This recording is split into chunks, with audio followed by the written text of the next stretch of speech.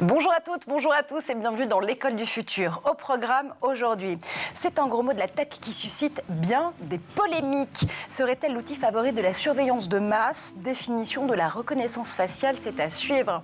Elle a une idée derrière la tech, c'est Amélia Matar. Et Amélia, avec toi aujourd'hui, quand on arrive en ville, c'est l'inaction qui change de trottoir. Oui, parlons d'une échelle territoriale qui nous concerne toutes et tous, la ville. Justement, tu nous en dis plus dans un instant. Notre question du jour. Alors, je sais, vous m'avez beaucoup entendu citer ce chiffre dans l'école du futur. Mais oui, 85% des métiers de demain n'existent pas encore. Et si on les créait ensemble? Première question. La deuxième, si surtout on pouvait mettre des bonnes compétences. De quelles compétences est-ce qu'on a besoin justement pour devenir ces talents en puissance et ces talents du futur? Des lycéens et lycéennes qui affûtent en ce moment leur choix d'orientation jusqu'aux professionnels en reconversion.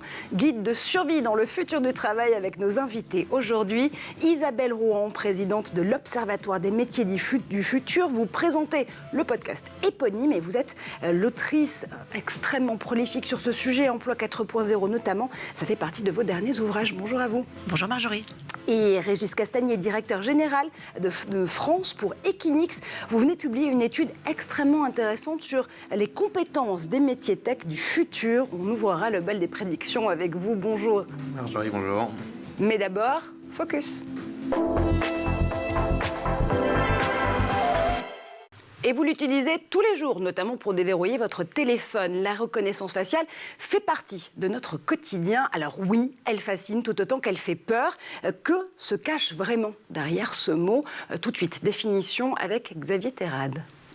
Pour déverrouiller son téléphone, pour accéder à son compte bancaire, pour pénétrer dans certains endroits, la reconnaissance faciale s'invite de plus en plus dans notre vie quotidienne. Un procédé que la CNIL définit sur son site internet comme une technique qui permet à partir des traits du visage d'authentifier ou d'identifier une personne. Un logiciel enregistre une empreinte faciale établie à partir de la base des oreilles, de la distance entre les deux pupilles ou encore la forme des sourcils, du nez et de la bouche. Reste à confronter l'empreinte faciale à un visage présent dans une base de données. Cette idée a été émise par plusieurs chercheurs en 1964. C'est en 1991 que les premiers exemples réussis sont présentés par des chercheurs du Massachusetts Institute of Technology. La reconnaissance faciale a permis de faire un grand pas pour la sécurité. Mais que pourrait-il se produire si toutes ces données biométriques atterrissaient dans de mauvaises mains? Cette question inquiète plusieurs associations de défense des droits, comme Amnesty International. En fait, on donne un outil de surveillance de masse aux États et ça, c'est inacceptable. La CNIL reconnaît que les enjeux de protection des données et les risques d'atteinte aux libertés individuelles que de tels dispositifs sont susceptibles d'induire sont considérables, dont notamment la liberté d'aller et venir anonymement. Les outils de biométrie, dont la reconnaissance faciale, figurez-vous qu'il faut des ingénieurs et ingénieureux pour les développer, des compétences tech extrêmement recherchées aujourd'hui, mais aussi pour les métiers du futur. On en parle tout de suite avec nos invités, c'est la première partie du talk. Et à nos côtés aujourd'hui, pour identifier ces compétences pour les métiers du futur, particulièrement dans la tech, Isabelle Rouen, vous êtes présidente de l'Observatoire des métiers du futur. Vous animez aussi un podcast extrêmement intéressant à ce sujet. Il s'appelle aussi d'ailleurs Les métiers du futur. Vous écrivez énormément d'ouvrages sur le sujet. Pour cause, vous avez fondé un cabinet de recrutement Colibri Talent. Tout à fait. Et effectivement, il y a des grands changements aujourd'hui qui se passent dans les métiers du futur. On se rend compte qu'on va changer entre 6 et 9 fois de métier dans notre vie. 6 fois, c'est un chiffre qui vient d'un chercheur américain, Bob Keegan. 9 fois, c'est un chiffre qui vient du World Economic Forum. La vérité, elle est probablement entre les deux, mais ça ouvre un champ des possibles qui est incroyable. La vérité, peut-être ailleurs. On va la découvrir avec vous, Régis Castagnier. Vous êtes le directeur général France d'Equinix. Vous venez de publier cette étude extrêmement précieuse sur les compétences des métiers tech du futur. On va ouvrir encore une fois ces prédictions avec vous dans un instant. Mais d'abord, Equinix, en quelques mots, c'est quoi ? Alors, on entend tous parler du numérique digital, mais tout ceci a une réalité. Et la réalité, eh bien, ce sont des infrastructures. Il y a 2 types d'infrastructures. On mettra une catégorie, les infrastructures télécom, tout ce qui transporte la donnée, et puis des infrastructures de data center, tout ce qui héberge la donnée. Donc, en fin de compte, si je dois comparer, je suis une espèce d'hôtel dans lequel se retrouve... Je n'irai pas jusque-là. Mais c'est un petit peu ça, où on retrouve toute l'informatique du monde entier. Maintenant, le métier du data center, c'est effectivement cet aspect d'hébergement, mais c'est également, et c'est peut-être encore plus important, la connectivité qu'on apporte entre tous les participants d'un écosystème. Donc le data center, c'est également une espèce d'aéroport où vont se retrouver des producteurs et des consommateurs. Les consommateurs, c'est vous et moi, ce sont toutes les entreprises, et les producteurs, ce sont tous ceux qui vont fournir des services. Ça peut être des services de cloud, de visioconférence ou autres, et tous ces gens, parce qu'ils se rencontrent au même endroit, eh bien, vont avoir une capacité à échanger leurs données et donc avoir un écosystème qui fonctionne mieux. Donc vous êtes le réseau social de la data, donc si je vous entends bien. Mais sécuriser, bien évidemment, c'est un des enjeux auxquels on reviendra justement pour ces métiers du futur. Vous avez donc posé cette question, quelles sont les compétences du futur dont les entreprises tech ont besoin?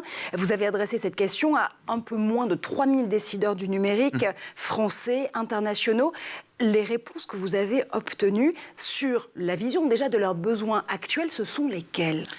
Alors, des réponses que je trouve pas très surprenantes en quelque sorte, parce que ce que disent ces dirigeants et les 2900 personnes qu'on a interrogées sont un peu partout dans le monde, puisqu'on a des clients un peu partout dans le monde. D'abord, qu'une de leurs principales peurs pour l'avenir, eh bien, c'est le manque de talent. Donc ça, c'est plutôt une bonne nouvelle pour tous les jeunes qui nous écoutent. Les métiers de la tech recrutent et on a besoin de ces talents. Donc ça, c'est le premier point. Et puis ensuite, eh bien, dans ces talents, on va trouver effectivement une grande diversité, une grande palette de talents, mais en même temps plein de choses qui n'existent pas aujourd'hui. Et donc là, on revient peut-être sur un sujet qu'on abordera, qui sont ce qu'on appelle les soft skills. Tout ce qui va permettre en fin de compte à des gens, en plus d'avoir une compétence technique, de pouvoir s'adapter à des métiers qui n'existent peut-être pas aujourd'hui et qui vont exister dans les années à venir. Ces soft skills, ces compétences comportementales, et on peut même parler de life skills, vraiment des compétences qui vont pouvoir nous suivre, des valeurs tout au long de la vie qui nous permettent finalement d'être de véritables caméléons de ces métiers à venir. Autre point aussi avec les décideurs que vous avez audités, oui, ils ont besoin de certaines compétences aujourd'hui, là, maintenant, tout de suite, mais ça nous permet aussi de nous projeter sur la façon dont ils vont vivre leur secteur dans les 5, 10, 15 ans à venir. Si on ouvre, encore une fois, notre boule de cristal, ils nous disent quoi ? Alors, ils nous disent, et je pense que ça ne surprendra personne, que les sujets de sécurité, par exemple, de cyber, sont des sujets qui sont au cœur de tous les enjeux. Donc là, on a besoin d'un certain nombre de compétences et de gens qui vont savoir traiter ce type de sujet. Mais ils nous disent aussi que tous les différents métiers qui existent aujourd'hui, encore une fois, sont des métiers en évolution. Donc oui, on a besoin de compétences. Alors, si je prends mon métier du data center, en génie climatique, en génie électrique, mais in fine, ces métiers sont tellement évolutifs qu'il est important de les baser. Je reviens toujours sur ce sujet parce que pour moi, c'est vraiment là où je pousse et mes enfants et tous nos employés. Eh bien, ce sont leurs compétences, leur personnalité qui vont leur permettre d'évoluer dans nos entreprises. Vous reconnaissez les recruteurs que vous recevez notamment chez Colibri Talent, mais pas que, Isabelle, dans le portrait robot ou les réponses qui ont été apportées à Equinix France et Régis Castagnier? Oui, je pense qu'on est effectivement extrêmement alignés, Régis et moi. Je vous rejoins complètement sur ce sujet de soft skills. Comment on va avoir la nécessité de s'adapter tout au long de la vie à des métiers qui changent, à des métiers qui n'existent pas encore.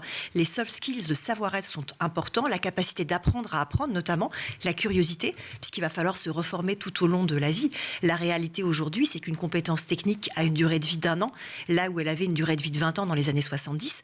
Donc ça veut dire que c'est fini le fait de se former uniquement 1 à 2 fois dans sa vie. On est vraiment dans une logique de formation continue. Et l'autre compétence qui me paraît importante, c'est la compétence de l'agilité du réseau. Si on veut être employable tout au long de sa vie, il y a aussi un sujet d'être capable de construire des liens avec des personnes à l'extérieur de son entreprise, au sein de son secteur, au sein de secteurs connexes, de façon justement à pouvoir faire des pivots de carrière en fonction des opportunités qui se présenteront. Ça veut dire qu'il faut faire Moins d'heures supplémentaires et plus de networking, en gros. Moins d'heures supplémentaires, je ne me positionnerai pas là-dessus, mais de plus en plus de networking, c'est une certitude, et du networking dans la vraie vie. Ouais. Ce n'est pas simplement du networking sur LinkedIn, c'est aussi la capacité à se dire 1 heure par semaine, je vais prendre un café avec quelqu'un un petit peu plus éloigné de mon cercle habituel, et je m'intéresse à ce qu'il fait, il s'intéresse à ce que je fais, et puis le réseau, ça s'active tout au long de la vie, pas simplement le jour où on en a besoin. Et si je peux permettre, soyez curieux. En fin de compte, on a besoin, dans les entreprises, de gens qui ne vont pas rester simplement dans leur petit domaine, parce que ce domaine-là est en évolution, mais de gens qui ont une curiosité, qui vont leur permettre d'avoir une culture générale, tout simplement, une ouverture au monde, et qui vont leur permettre d'évoluer avec l'entreprise. Et ça, pour nous, c'est des valeurs qui sont critiques. On est dans un métier qui est très processé, on opère partout au monde, donc tout le monde est dans des métiers bien particuliers, mais ceux qui évoluent dans l'entreprise, c'est ceux qui ont cette capacité à s'ouvrir au monde et à être curieux. Et là, on revient sur la notion de réseau, de network, et bien donc simplement d'aller discuter avec les gens, d'aller s'intéresser à ce qu'ils font. La curiosité qui est donc un excellent défaut. Tout à fait. Effectivement. Plus que jamais. Dans l'idée aussi de pouvoir documenter, apporter vraiment des compétences précises aux besoins notamment de ces métiers en tension dans la tech, mais pas que. L'idée pour Equinix France était aussi de pouvoir dresser là aussi une cartographie de ce dont aujourd'hui les collégiens, les collégiennes, lycéens, les lycéennes vont avoir besoin pour pouvoir s'orienter dans leur parcours. On le sait, évidemment, surtout ici sur School TV, on est sur une période qui est un petit peu charnière pour les lycéens et les lycéennes, puisque Parcoursup a ouvert pour les inscriptions et le début de la formulation des vœux il y a quelques jours à peine. Isabelle, là aussi, ça doit être quelque chose qui est à l'esprit de ces jeunes-là, le fait de se dire que oui, il y a cette échéance avec Parcoursup, elle est bien réelle, mais on peut se laisser le droit à se projeter. Tout à fait. Je pense que c'est une réalité. Parcoursup, aujourd'hui, ça génère quand même beaucoup d'angoisse. Donc, c'est quelque chose qu'il faut essayer de lever. Et j'imagine que vous y employez dans l'école du futur. Un des points, moi, sur lesquels j'aimerais revenir, c'est la spécialité mathématique, qui aujourd'hui, sur les métiers technologiques, est un vrai besoin, une vraie réalité et un facteur de sélection des lycéens et des lycéennes. Et pourtant, cette spécialité mathématique, elle est abandonnée par 50% des garçons en terminale et par 75% des filles. Donc, ça veut dire deux choses. Ça veut dire que, d'une part, une partie de cette génération-là se coupe mécaniquement d'opportunités, ou en tout cas, ce sera moins facile pour eux. Je pense qu'on peut toujours rebondir, mais on ne simplifie pas la vie. Et ça veut aussi dire qu'il y a une différence pour accéder à ces métiers technologiques entre les jeunes filles et les jeunes garçons. Et c'est bien dommage, parce que je pense qu'il y a une place pour tout le monde à l'intérieur de ces métiers-là, qui sont des métiers, encore une fois, en forte tension, vous l'avez dit, Régis. Et donc, pour le coup, il faut aussi que les jeunes filles et les jeunes femmes pensent à se former à ces métiers-là et à garder les bonnes compétences ou à aller acquérir les bonnes compétences pour pouvoir aller adresser ces métiers en tension. Il y a 80 000 postes non pourvus dans le numérique en France chaque année. C'est le secteur qui recrute le plus. Donc, il y a autant de jeunes filles que de jeunes garçons qui y aillent. Ça veut dire quoi, Régis? Que oui, évidemment, ces soft skills, ces life skills, cette façon d'être le plus agile possible, ça devient un nouveau GPS de son parcours scolaire et professionnel, mais il y a quand même des compétences, des hard skills qu'il ne faut pas minorer. Les maths en font partie, même pour vous aujourd'hui, quand vous recrutez un talent. Il faut pas effectivement oublier qu'on peut avoir toutes ces compétences de personnalité, mais à la base, il faut être capable de traiter un sujet. Et ce sujet-là, eh bien, ça nécessite des compétences plutôt de type ingénieur, des gens qui vont maîtriser les mathématiques, ou en tout cas le raisonnement autour de la mathématique. Et ces gens-là sont, je dirais, la base de notre vivier. Mais en même temps, on aime beaucoup les gens qui ont un double profil, une double compétence. Et pour moi, les profils idéaux, ce sont des gens qui ont une formation d'ingénieur et une formation de type école de commerce, MBA ou autre. Et donc, ces gens qui sont capables non seulement de voir le monde de l'entreprise, d'avoir une vision vraiment globale du monde de l'entreprise, mais en même temps de maîtriser, et en particulier les mathématiques. C'est-à-dire qu'on ne cherche pas pour autant des moutons à 5 pattes, on cherche plutôt des profils qui ont pu se former à des approches aussi différentes, parce qu'entre une école d'ingénieur et une école de commerce, on va aussi avoir des perspectives, des prismes sur le secteur auquel on va porter son talent différents. Tout à fait. Et moi, c'est aussi quelque chose que je vois au sein du cabinet Colibri Talent, c'est-à-dire que ces profils double culture, c'est aussi ce qu'on recherche dans les domaines de la tech, dans les domaines de la data. C'est-à-dire des gens qui ont à la fois la capacité à traiter, à comprendre la donnée, à la dépolluer, à y mettre de l'intelligence, et aussi une capacité à s'adapter et à avoir une vision d'intelligence économique. On peut parfois sortir des truismes absolus avec la tech et avec la donnée, et un peu de bon sens et cette fameuse culture générale dont vous parliez est quelque chose d'absolument essentiel. Et du coup, effectivement, il faut être curieux, il faut se former tout au long de sa vie. Et je rajouterais, Régis, allez-y, je vous en prie, bien sûr, bien sûr. Les langues, Ouais. s'il vous plaît. On est dans un village, le village il est global. N'oubliez surtout pas les langues. Et bien évidemment l'anglais faisant partie des bases. Mais en tout cas dans nos métiers c'est critique et aujourd'hui c'est une véritable problématique de recrutement. Donc le plus de langues possible, même des langages informatiques, on y reviendra dans un instant. Mais l'idée aussi c'est de pouvoir encore une fois apporter ces précisions, cette cartographie des compétences à venir pour les métiers du futur de la tech. Mais aussi j'imagine d'éduquer les professionnels de l'enseignement, les parents aussi qui parfois sont un peu perdus dans ces métiers du futur, dans la façon dont on peut leur en parler. Non pas qu'ils ne soient pas professionnels eux-mêmes ou elles-mêmes, mais on a parfois du mal à anticiper ce que le futur de son propre métier va pouvoir être. Régis ? Oui. Alors, si je prends notre métier du data center, effectivement, c'est un métier qui n'a pas été très visible jusqu'à récemment. Et l'accélération du numérique, du digital et la crise du Covid a montré que le cloud, c'était pas juste un nuage et que derrière, il y avait ces infrastructures.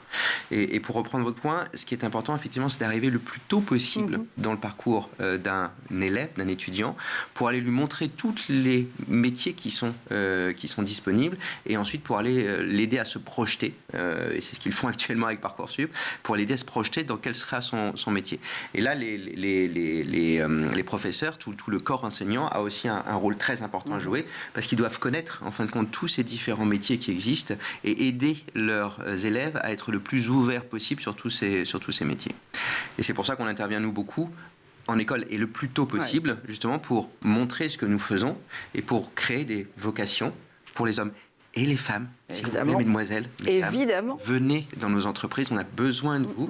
Et aujourd'hui, bien, on est encore sur des métiers un peu tech, entre guillemets, et malheureusement qui ne recrutent pas suffisamment de personnel féminin. Il y a encore beaucoup de pédagogie à faire sur le fait de dégenrer les métiers, vraiment là en 2023 ? Alors complètement, il y a beaucoup de pédagogie à faire et c'est un des sujets sur lesquels l'Observatoire des métiers du futur a vraiment pris pas mal de positions. Les métiers du numérique plafonnent à 30% de femmes et je crois que c'est un chiffre qui n'a pas bougé depuis 2013 et ça c'est au global. Chez les data scientists, c'est 25% de femmes et dans la cyber, qui est un secteur absolument critique, c'est à peine 10% de femmes. Donc effectivement, il y a un vrai vivier de talent à aller chercher de ce côté-là. Une femme de la tech, on en a une en plateau, dites donc, c'est Amélia Matar. Amélia, tu es évidemment une des chroniqueuses émérites de cette émission, mais aussi, je le rappelle, la cofondatrice de Coloris, cette méthode d'apprentissage de l'algorithmie sans écran dès 3 ans. Pour aborder justement les métiers de la tech, toi tu as fait comment ? Tu t'es lancé dans le grand bain directement ? Je crois que j'ai une initiation assez précoce aussi du fait de mon environnement et c'est un sujet crucial aussi, cette initiation le plus tôt possible auprès des filles parce qu'on le sait, les stéréotypes se jouent très tôt et nous on observe que dans nos ateliers effectivement les filles sont intéressées par ces sujets parce qu'on est très en amont d'un déterminisme qui peut se faire un peu plus tard, quoi. Donc le plus tôt possible, justement, essayer d'abaisser ces barrières à l'entrée, ces biais tout simplement, et se dire que, évidemment, il faut ouvrir le champ de tous les possibles. Régis, vous vouliez ajouter quelque chose ? Je vous ai coupé de façon absolument éhontée juste avant que vous puissiez justement nous témoigner du fait que chez Equinix, mais pas que, dans le secteur du cloud, on a besoin de femmes. C'est absolument crucial. Oui, alors la bonne nouvelle, c'est que ça progresse. On était plutôt aux alentours de 10% dans nos personnels et cette année, l'année précédente, on a réussi à atteindre 22%. Donc ce qui prouve, je dirais, que ces entreprises sont capables d'attirer du personnel féminin. Mais à chaque fois, en fin de compte, on en revient au programme qu'on met en œuvre. En l'occurrence, par exemple, on travaille depuis 2012 avec l'IUT de Villetaneuse. On a créé un DUT spécifique pour le data center et parce que nos personnels interviennent dans ce cycle de formation, vont aller montrer pourquoi est-ce que cette entreprise est intéressante et pourquoi est-ce que les femmes y sont les bienvenues, eh bien, on génère des vocations. Et sur à peu près la quarantaine d'étudiants qui ont fait des stages chez nous et qui ensuite ont intégré l'entreprise, presque la moitié étaient des femmes. Donc, vous voyez, ça progresse. Et encore une fois, on ne peut que leur dire, soyez curieuses, mesdemoiselles, allez voir si oui ou non ce type de métier peut vous intéresser. Et si oui, venez nous voir, expérimenter. Mais la curiosité, elle longe, c'est souvent, et avec beaucoup de bienveillance, parfois un biais parental qui fait qu'il va y avoir une autocensure en se disant peut-être que finalement ces métiers-là, c'est pas fait pour moi, Isabelle. Ça peut arriver parce que ces métiers-là peuvent faire peur. Ça peut faire peur aux parents, effectivement, d'envoyer des jeunes filles dans des milieux très masculins. Et puis il y a eu des cas assez documentés et un peu désagréables dans des écoles tech qui n'ont pas forcément été très bien gérés au début et parfois très bien repris par les écoles en question par la suite pour corriger les choses. Donc c'est vrai que c'est important aussi de rassurer les parents parce qu'ils ont un rôle important dans cette période assez anxiogène qui est la période de Parcoursup.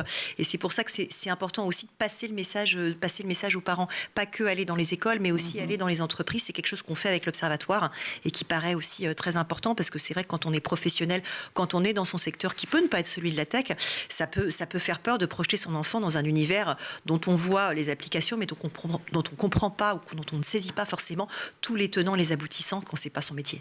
Les métiers du futur de la tech qui sont extrêmement tangibles. On va continuer à dérouler ensemble les compétences dont les recruteurs ont besoin. Oui, ils veulent vous avoir dans leur équipe. On en parle dans un instant encore avec Isabelle Rouen et Régis Castagnier. Mais d'abord, on fait un tour du côté de la planète tech.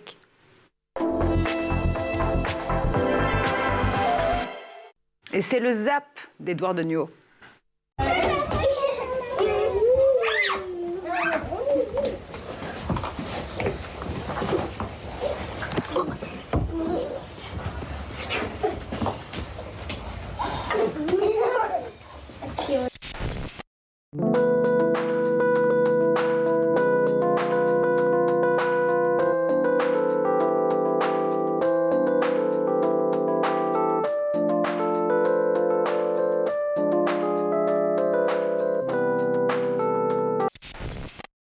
Hello? Voice match. Is new owner Wilf Reimer? If so, say continue.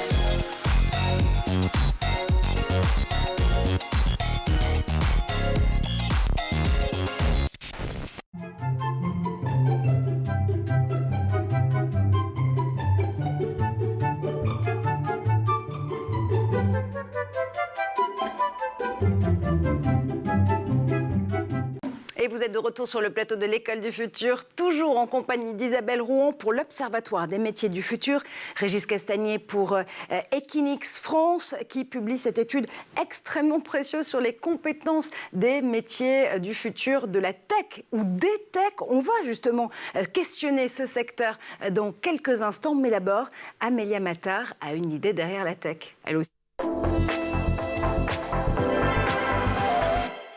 Et une très belle idée, Amélia, avec toi aujourd'hui, parce qu'on va essayer de comprendre pourquoi la ville, c'est la bonne échelle pour faire changer les choses. Oui, Marjorie. Alors, le sujet climatique nous pousse à changer de paradigme à toutes les échelles de notre existence. Notre alimentation, nos déplacements, notre consommation et nos habitats sont reconsidérés À l'aune de cet impératif dorénavant admis, nous vivons dans un monde aux ressources finies. Et s'il est un territoire qui catalyse toutes ces questions, c'est bien celui de la ville, la métropole, la collectivité locale, l'agglomération, la cité, appelez-la comme vous le voulez. La ville est depuis des temps très anciens un territoire de prédilection pour agir concrètement. Même petite, la ville reste suffisamment grande pour avoir un impact sur un nombre considérable de personnes. Et même grande, elle est suffisamment petite pour que ses membres s'intéressent aux décisions qui y sont prises, voire s'engagent dans leur exécution. Je trouve que c'est une échelle économique, politique, citoyenne vraiment puissante. Et au passage, c'est d'ailleurs à cette échelle précise qu'agit Coloris en nouant des partenariats avec les collectivités locales, car c'est aussi à cette échelle que sont faits des choix éducatifs structurants pour les enfants. Absolument. Ça veut dire que la ville, ça va être le théâtre finalement, ou plutôt la scène dans laquelle se jouent les enjeux du livre dont tu nous parles aujourd'hui. Oui, aujourd'hui, je vous parle effectivement de ce périmètre auquel s'attaquent Philippe Biwix, Sophie Jantet et Clémence de Selva dans leur livre paru en septembre 2022 chez Actes Sud, La ville stationnaire, comment mettre fin à l'étalement urbain.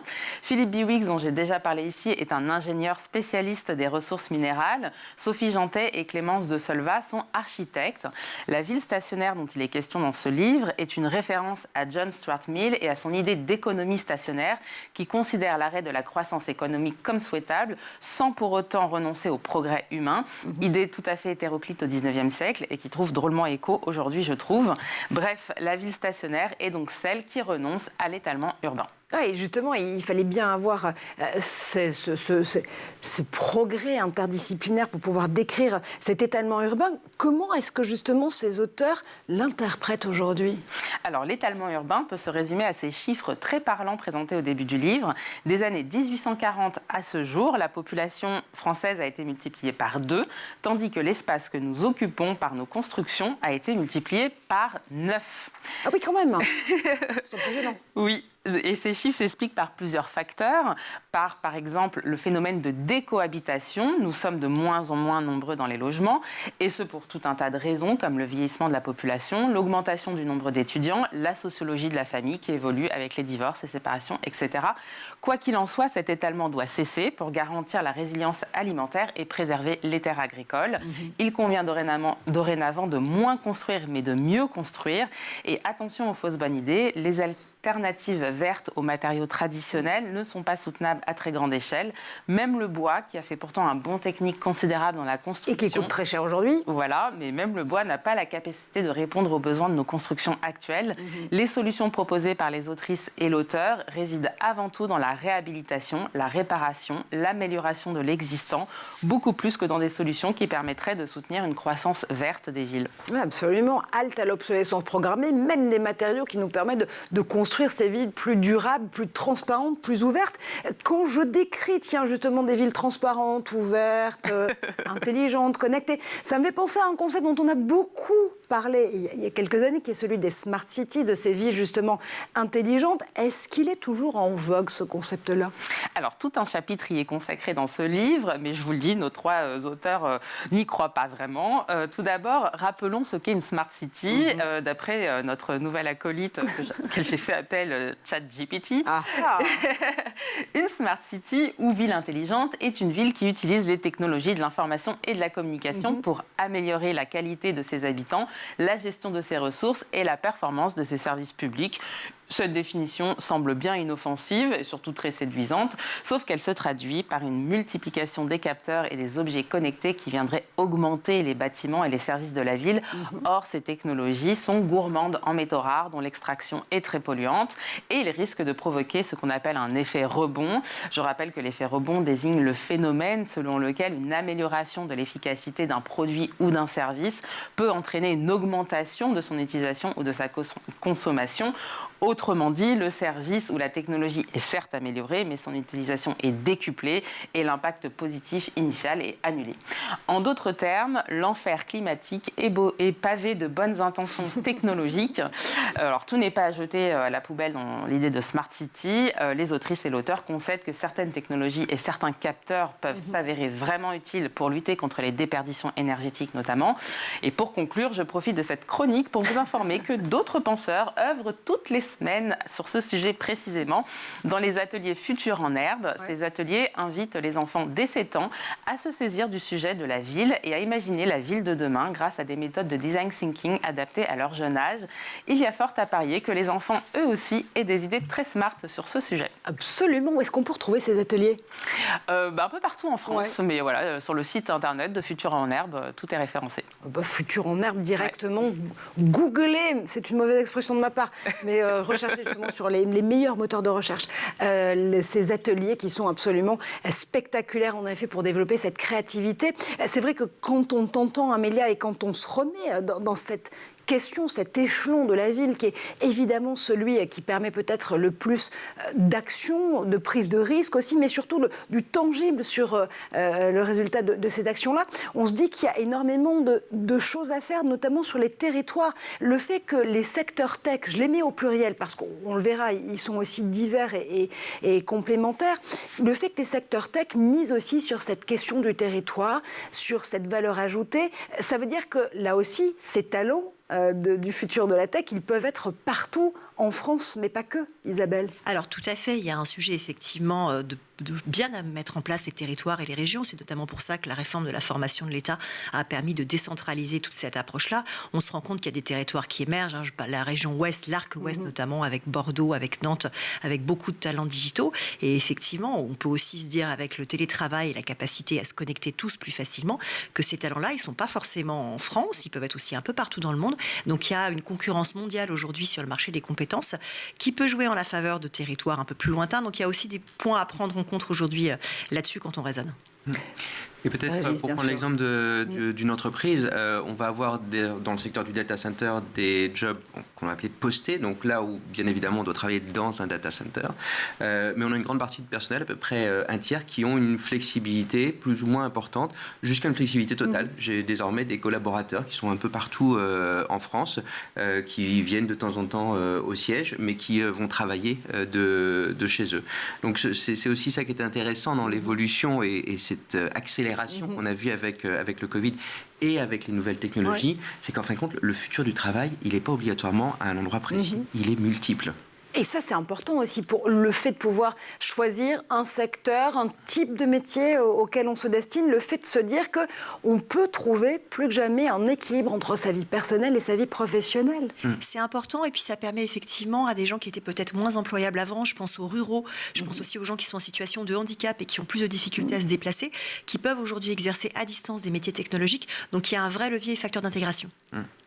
Et aussi un levier développement durable, si je puis me permettre. Absolument. On travaille chez soi, mais on ne va pas avoir tout ce temps de commuting.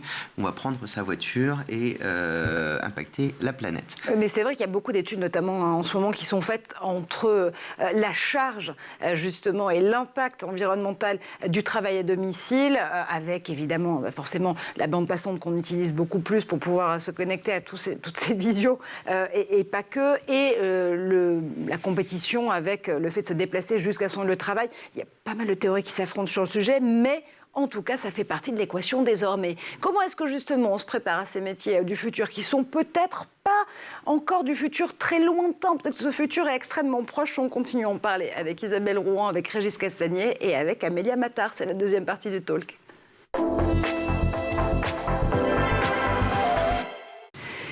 Et pour cette deuxième partie justement de discussion sur ces compétences, quelles sont celles dont vous avez besoin pour devenir ces talents de la tech du futur, peut-être pas si lointain que ça, on va se baser sur des chiffres du World Economic Forum, parce que vous le savez, le Forum économique de Davos vient de refermer ses portes en Suisse et encore une fois, il délivre ses prédictions pour le marché de l'emploi d'ici 2030. Évidemment, on est sur fond de perspectives de récession. Un tiers des économies mondiales devraient entrer en récession cette année. De vagues de démissions, le quiet quitting notamment. 4 millions d'Américains ont démissionné, ne serait-ce qu'en octobre dernier. Eh bien, justement, le World Economic Forum précise que 1 milliard d'emplois pourraient être radicalement transformés par la technologie au cours de la décennie. Et il précise qu'il y a urgence à former les effectifs actuels à de nouvelles compétences, dont les life et les soft skills qui me tiennent tant à cœur, Régis et Isabelle, sur ce plateau. Ça veut dire qu'il faut aussi miser sur l'éducation pour saisir les opportunités à venir. Alors, on peut se dire comme ça que ce sont des déclarations de bonnes intentions, que finalement, on en a beaucoup entendu parler sur les prévisions des années précédentes. Oui, mais comment on fait pour réellement transformer les compétences et l'éducation, Isabelle? Moi, je pense que c'est une question de granularité. Aujourd'hui, un métier, c'est un portefeuille de compétences. Donc, quand on est dans une logique de gestion prévisionnelle de l'emploi et des compétences à l'échelle d'un pays, voire à l'échelle mondiale, l'idée, c'est de se dire de quel métier je vais avoir besoin, qu'est-ce qui va être en tension, qui sont les personnes qui sont concernées aujourd'hui par des métiers en décélération automatisable, et comment est-ce que j'amène ces personnes-là vers les métiers en tension en leur rajoutant les compétences qui pourraient leur manquer. Donc, en fait, c'est un choix à faire déjà de manière individuelle, chaque personne, sur qu'est-ce que j'ai envie de faire, qu'est-ce que je sais faire, quelles compétences il me manquerait, et après, à l'échelle, soit des formations, soit des entreprises, de pouvoir projeter ces gens-là. Donc, ça demande effectivement pas mal d'outils. Il y a aujourd'hui des SIRH qui permettent aussi de pouvoir documenter ces points-là et puis de faire des plans de formation à l'échelle des entreprises qui adressent ces enjeux. Pour remettre du concret justement dans cette transformation, à l'échelle par exemple d'Equinix et des acteurs de l'hébergement et du cloud, on fait comment ? Alors, notre métier est devenu, et la gestion des ressources humaines est devenue de plus en plus complexe, plurielle, beaucoup de facettes, et surtout énormément de programmes pour accompagner nos personnels. Alors, dans la terminologie anglo-saxonne, ce qu'on appelle les career paths, et on va aider en fin de compte chaque personnalité. Parcours de carrière. Voilà, tout à fait, mais pas obligatoirement le parcours classique où on va progresser d'échelon en échelon. Ça peut être vraiment des changements de métier, des changements également de pays. On opère dans une trentaine de pays au monde, et tous ces changements-là, on va les supporter avec des programmes de formation, d'accompagnement, de tutorat, de buddy, donc de gens qui vont vous aider à évoluer dans votre futur professionnel, de coach également, de mentor. Moi, dans mon comité de direction, chacun des membres de ce comité de direction est un mentor pour un certain nombre de personnes et va aller aider ces personnes à évoluer dans l'entreprise. Donc, important quand on choisit une entreprise, donc après qu'on ait créé, c'est soft et c'est hard skills. Et quand on choisit une entreprise, je choisis une entreprise qui a vraiment tous ces programmes d'accompagnement. Mais ça, c'est intéressant parce que c'est vrai qu'on parle beaucoup aujourd'hui des phénomènes de démission silencieuse, le quiet quitting qui est beaucoup revenu notamment à la une de l'actualité cet automne, de la reconversion professionnelle qui est extrêmement importante aujourd'hui. L'APEC précise notamment que 31% des cadres souhaitent changer d'emploi. Au final, ils sont que 8 à véritablement se lancer dans l'aventure de la reconversion, mais chercher son modèle professionnel ailleurs, c'est pas forcément quitter un emploi de cadre à la Défense à Paris pour élever des chèvres dans le Larzac, si je caricature vraiment honteusement cette proposition de reconversion. On peut aussi se reconvertir dans son entreprise, on peut changer de métier au sein de la même entité. Ah ben complètement, et effectivement c'est un critère de choix aujourd'hui très important des collaborateurs. Moi je le vois quand je fais des recrutements, quand ils choisissent, puisque c'est toujours le candidat qui drive la fin et qui choisit ou non d'accepter une proposition, c'est effectivement quelque chose qui est très regardé, ses capacités à pouvoir évoluer, changer de pays, acquérir des nouveaux talents, changer de métier. Et c'est vrai qu'on n'est pas forcément obligé de passer d'un univers à l'autre, d'un métier tech. Moi, je parle du CAP pâtisserie en général. Donc, je suis moins bucolique et plus gourmand que vous. Mais c'est vrai que ces caricatures-là, elles sont loin de la réalité. Et puis après, comme vous le soulignez dans vos chiffres, c'est-à-dire qu'on a tous envie de se reconvertir, écrire un livre et lancer une entreprise en déclaratif. Mais après, les gens qui ont le courage de le faire sont parfois beaucoup moins nombreux. Et pourtant, c'est quelque chose qui rend employable. Quand on a pris ce risque-là, quand on a fait ce pari-là, on est beaucoup plus employable et c'est chouette quand votre entreprise vous permet de le faire effectivement à moindre coût et à moindre peur, parce que quand on reste dans le même cadre sans démissionner ou ça permet de se reconvertir plus confortablement, on va dire. La tech ou les techs, j'ai quasiment envie de le mettre au pluriel, c'est le secteur de reconversion regardé au plus près. Bah oui, il manque 900 000 que 2 écodeurs à l'échelle européenne. Encore une fois, beaucoup de postes numériques ne sont pas pourvus en France. Donc c'est 80 000. Donc effectivement, c'est un secteur qu'on regarde beaucoup en reconversion parce que c'est un secteur qui est accessible et sur lequel il y a beaucoup d'opportunités, même si récession il devait y avoir. Et c'est un secteur également dans lequel on peut apporter du sens. Et ça, les gens qui viennent vers nous nous le demandent à chaque fois et vérifient à chaque fois que l'entreprise crée du sens. Et je pense que pour moi, c'est assez central. Et créer du sens, ça veut dire quoi? Ça veut dire participer à quelque chose qui nous nourrit, quelque chose qui est beaucoup plus grand que soi-même. Et quand on voit le métier du data center, en fin de compte, c'est le socle de l'ensemble du numérique, de l'ensemble de la transformation du monde. Et donc, les gens qui sont chez nous, bien quand ils ont compris qu'ils participent quelque part à toutes ces transformations, ils disent en fin de compte, je suis pas mal dans cette boîte-là. Pas de data center, pas de data tout court. J'ai coutume de le rappeler, mais les infrastructures, ça permet au numérique de fonctionner bizarrement. Complètement. Et avoir du sens, ça veut dire aussi quand on est bien dans son entreprise.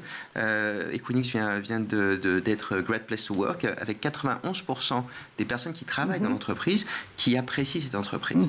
Donc on a, et à titre personnel, une grande fierté d'avoir réussi à atteindre ça, parce que en fin de compte, quand les gens vont dire « Ah ouais, je suis bien là où je suis », eh bien, l'univers des possibles est énorme. Ça, c'est intéressant. Justement, les classements ou les sites, les plateformes sur lesquelles des salariés, des étudiants vont poster des commentaires sur les entreprises dans lesquelles ils sont amenés à travailler ou avec lesquelles ils sont amenés à collaborer. Vous avez cité le classement Régis Great Place to Work, mais il y a aussi Glassdoor, par exemple, qui est un site sur lequel on va trouver beaucoup de commentaires, souvent négatifs, sur les boîtes pour lesquelles on travaille. C'est un élément aujourd'hui, Isabelle, qui fait partie de la boîte à outils des futurs talents et des futurs recrutés. Oui, c'est un des éléments. Alors, il y a les labels comme B Corp, comme Great Place to Work, il y a les classements. Et il y a surtout, en fait, les collaborateurs ambassadeurs. C'est ce que vous disiez sur 91% des gens sont heureux d'être chez Equinix. Et bien, ces gens heureux d'être chez Equinix, on peut imaginer effectivement qu'ils en parlent bien à l'extérieur et que ça engendre des candidatures et que ça engendre des volontés de rejoindre Equinix. Donc, c'est un vrai levier qu'il faut absolument prendre en compte et aller travailler, qui peut se travailler par des programmes de cooptation, mais un peu plus largement, c'est un vrai moyen d'embellir au bon sens du terme la marque employeur. Et en France, on a créé un certain nombre de labels. Le prochain auquel on est en train de participer, qu'on aura dans un mois ou deux, c'est l'entreprise à mission. Et donc les fameuses B Corp, c'est la même chose. B Corp et entreprise en mission, là c'est plus franco-français entre guillemets. Mais quand vous rentrez dans une entreprise, regardez s'ils ont ce type de label et qu'est-ce qu'ils mettent dans ce label. Et si ils ont cet engagement et qu'ils vivent réellement cet engagement, il y a de fortes chances qu'effectivement vous soyez dans une entreprise qui a du sens et qui s'est donné un objectif qui dépasse largement augmenter le chiffre d'affaires et ce genre de choses-là. Sachant que là aussi, ça va au-delà des déclarations de bonnes intentions. On ne fait pas que de l'impact washing quand on devient entreprise à mission. Il y a un nombre de critères extrêmement précis à devoir respecter. Complètement. Tout à fait. Sur lesquels on s'engage. Dont un sur lequel nous, on est très acteurs, parce que data center, ça consomme un peu d'énergie. Légèrement. Ou en tout cas, on consomme tous de l'énergie et tout ceci se retrouve dans mes data centers. C'est vrai. C'est une petite différence. Et donc, on a un très fort engagement en matière de développement durable. Et ça, je voudrais vraiment le dire à tous ces jeunes, gardez toujours un œil dessus, parce que quand on recrute quelqu'un, il y a effectivement ces soft skills, ces compétences linguistiques, bien sûr ce que vous savez faire en mathématiques, etc., tout ce dont on a parlé, il y aura de plus en plus une partie développement durable. Si vous êtes sensible à cette notion-là, eh bien, vous avez beaucoup plus de chances de progresser dans une entreprise qui a elle-même cette sensibilité. Mais ce qui est intéressant aussi, c'est qu'on a coutume, et c'est peut-être une image d'Épinal qu'on est en train aussi là de fabriquer au fur et à mesure des thèmes qu'on traite et des émissions. On a coutume de dire que cette Gen Z qui se prépare à entrer sur le marché de l'emploi, si elle ne l'est pas déjà, évidemment est plus attentive aux missions, aux valeurs des entreprises pour lesquelles elle s'engage et souhaite, et finalement, peut-être ne veut pas travailler pour les entreprises du monde d'avant, si je reprends cette expression un peu usitée, monde d'avant, monde d'après. Mais est-ce que c'est aussi le cas des salariés actuels ? Est-ce qu'aujourd'hui, eux aussi, ils se réveillent en disant mais peut-être que finalement, l'emploi pour lequel j'ai été formé, le secteur dans lequel je travaille aujourd'hui, c'est plus forcément celui pour lequel j'ai envie de m'engager. Et est-ce qu'ils regardent de très près aussi ces critères de valeur, de mission, d'engagement, de pas impact, green ou autre washing. Là aussi, c'est très important pour eux aujourd'hui. C'est même critique dans les interviews qu'on fait avec nos salariés pour suivre leur évolution dans l'entreprise et dans les enquêtes que l'on fait pour avoir ce pulse dans l'entreprise. C'est des sujets qui ont énormément de place. Et pourquoi ? Parce que tout simplement, nos salariés nous le demandent. D'accord ? On a de moins en moins de salariés sur lesquels ces sujets ne sont pas importants. Je reviens sur ce que je disais tout à l'heure, sur le fait d'avoir du sens, de donner du sens dans l'entreprise. Eh bien, une partie de cela, c'est quel est l'impact que l'entreprise a sur la planète. Et c'est la même chose pour les candidats, en fait. Quand on envisage de quitter son entreprise, c'est souvent qu'on a perdu le sens ou qu'on a perdu l'impact. Et on envisage, en ce cas-là, de rejoindre une entreprise qui va redonner du sens. Moi, c'est une discussion que j'ai avec vraiment énormément de candidats, voire la plupart des candidats que je rencontre. Voire ça m'interpelle quand je ne l'ai pas avec eux spontanément, quand eux me contactent en me disant j'ai envie de 2023, l'année du changement. Et le plus souvent, c'est pour des raisons de désalignement de sens ou de désalignement d'impact. Alors, je ne sais pas si 2023 est l'année du changement pour la plupart d'entre vous. En tout cas, c'est l'année du choix aujourd'hui pour les lycéens et les lycéennes.